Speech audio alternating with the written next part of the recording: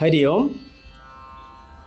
വിഷ്ണു സഹസ്രനാമ സ്തോത്രം, ശ്ലോകം 37. അഗ്രണീർഗ്രാമണീ ശ്രീമാൻ ന്യായോ നേതാ സമീരണ സഹസ്രമൂർധാ വിശ്വാത്മാ സഹസ്രാക്ഷ സഹസ്രവാദ്. ഹരി ഓം. ഹരി ഓം.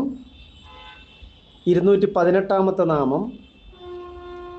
അഗ്രണീഹി, മോക്ഷത്തെ ആഗ്രഹിക്കുന്നവർക്ക് അവരെ അഗ്രസ്ഥാനത്തേക്ക്, അതായത് ശ്രേഷ്ഠമായ തൻ്റെ ആ പരമമായ ധാമത്തിലേക്ക് നയിക്കുന്നു എന്നതിനാൽ ഭഗവാൻ അഗ്രണീഹി, തന്നെ ഭജിക്കുന്നവർക്ക് ആ പരമാത്മ പദത്തെ കൊടുക്കുന്നവൻ എന്ന അർത്ഥത്തിലാണ് അഗ്രണീഹി.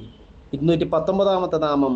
ഗ്രാമണീഹി, ഗ്രാമം എന്നാൽ കൂട്ടം, ഭൂതഗ്രാമം. ഭൂതം സർവ്വജീവജാലങ്ങളും എല്ലാ ജീവസമൂഹത്തിൻ്റെയും നേതാവാണ് ഭഗവാൻ എന്നതിനാൽ അവരെ നയിക്കുന്നു, എല്ലാ ഭൂതഗ്രാമത്തെയും നയിക്കുന്നു എന്നതിനാൽ ഗ്രാമണീഹി.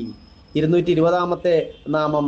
ശ്രീമാൻ, എല്ലാ സുന്ദര വസ്തുക്കളെയും അതിശയിക്കുന്ന അത്രയും ശ്രീയുള്ളവൻ, കാന്തിയുള്ളവൻ, തേജസ്സുള്ളവൻ എന്ന അർത്ഥം.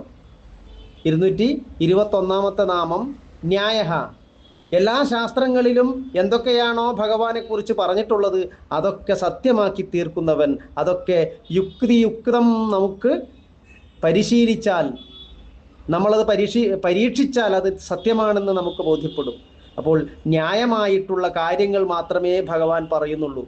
ഭഗവത്ഗീതയിലൊക്കെ പറയുന്ന കാര്യങ്ങൾ, കർമ്മയോഗം, ദ്വിദീക്ഷ, ഇതൊക്കെ നമ്മൾ ജീവിതത്തിൽ പ്രായോഗികമാക്കാൻ ശ്രമിച്ചു നോക്കൂ. എന്നാൽ നമുക്ക് ബോധ്യമാകും ഭഗവാൻ പറഞ്ഞതൊക്കെ വളരെ സത്യമാണെന്ന്, ഇത് നമുക്ക് സാധ്യമാണെന്ന് മനസ്സിലാകും. ഭഗവാൻ വെറുതെ പറയുന്നതല്ല. അപ്പോൾ പറയുന്നതിനൊക്കെ ഒരു ന്യായമുള്ളവൻ, അതാണ് ന്യായഃ. 222 നാമം. നേതാ, എല്ലാവരെയും നയിച്ചു കൊണ്ടുപോകുന്നവൻ. ഈ ലോകത്ത് ജീവിച്ച് നമുക്കൊക്കെ എന്തെങ്കിലുമൊക്കെ ജീവനോപാധി വേണം. അപ്പോൾ സ്വാഭാവികമായി പലരും പല രീതിയിലാണ് ജീവനോപാധി കണ്ടെത്തുന്നത്. പഠിച്ച് ജോലി നേടുന്നവരുണ്ട്.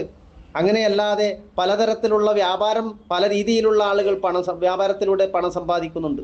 അപ്പോൾ ഇതൊക്കെ ആരോട് എന്ത് ചെയ്യണമെന്ന് ഭഗവാനാണ് നിശ്ചയിക്കുന്നത്.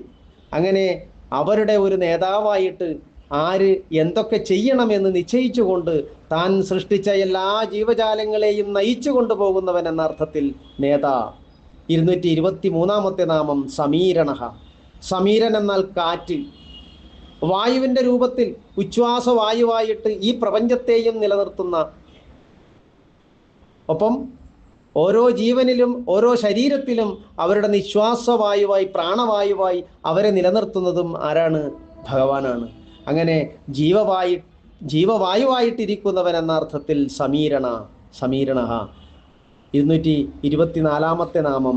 സഹസ്രമൂർധ, ഭഗവാൻ വിരാട് രൂപത്തിൽ ഈ പ്രപഞ്ചത്തിൽ അങ്ങനെ വിരാജിക്കുന്നു എന്ന് പറയുമ്പോഴൊക്കെ ഭഗവാനെ വർണ്ണിക്കുന്നത് 1000 ശിരസ്സുകൾ ഉള്ളവൻ എന്നാണ്, 1000 കാലുകൾ ഉള്ളവൻ എന്നൊക്കെയാണ്.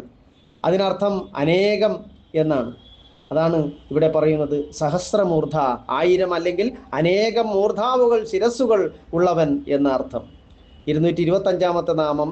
വിശ്വാത്മാ, ജഡമായിരിക്കുന്ന ഈ വിശ്വത്തിന് അവരുടെ ഉള്ളിലെ അന്തര്യാമിയായിട്ട് അവർക്ക് ഊർജത്തെ കൊടുക്കുന്ന, അവരെ ജീവിപ്പിക്കുന്ന, ചൈതന്യത്തെ കൊടുക്കുന്ന ആത്മാവായിട്ടിരിക്കുന്നവൻ വിശ്വാത്മാ. 226 നാമം.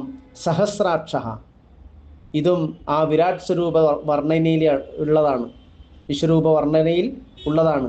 അനേകം, 1000 അഥവാ അനേകം കണ്ണുകളുള്ളവൻ സഹസ്രാക്ഷ. 227 നാമം. സഹസ്രപാദ്, 1000 അഥവാ അനേകം പാദങ്ങളുള്ളവൻ എന്നർത്ഥം. അപ്പോൾ ഇതുകൊണ്ട് ഉദ്ദേശിക്കുന്നത് ഇതാണ്, ഇവിടെ കാണുന്നതൊക്കെ ഭഗവാനാണ്. ഭഗവാൻ അല്ലാതെ ഇവിടെ മറ്റൊന്നുമില്ല. നമ്മൾ പലതായിട്ട്, പല മനുഷ്യരായിട്ട് കാണുന്നതൊക്കെ ഭഗവാൻ തന്നെയാണ്. അതുകൊണ്ടാണ് ഇവിടെ അനേകം എന്ന് പറയുന്നത്. അത് കാണാനുള്ള ഒരു ഭക്തിയുടെ തലത്തിലേക്ക് നാം ഉയരണം എന്ന് മാത്രം. അതാണ് സത്യം. പക്ഷേ ആ സത്യത്തെ അറിയാൻ നമ്മൾ മനസ്സുകൊണ്ട് പാകപ്പെടണം. ഹരി ഓം.